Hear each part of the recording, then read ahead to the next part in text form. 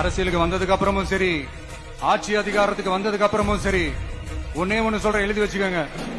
இதுக்கு முன்னாடி இருந்தவங்க மாதிரியோ இல்ல இப்ப இருக்கிறவங்க மாதிரியோ ஊழல் செய்யவே மாட்டான். ஒரு பைசா தொட மாட்டான். எனக்கு அது அவசியமே இல்ல. புரியுதுங்களா உங்களுக்கு? எனக்கு அதை தொட வேண்டிய அவசியமே இல்ல. ஒரு துளி ஊழல் கரை கூட படியவே படியாது, படியவும் விட மாட்டான். நீங்க கேட்கலாம், இது என்ன சினிமாவா, இதன முதல்வன் படமா, ஒரே நாள்ல வந்து இவர் எல்லாத்தையும் கிளீன் பண்ணிடுவாரான்னு நீங்க கேட்கலாம்.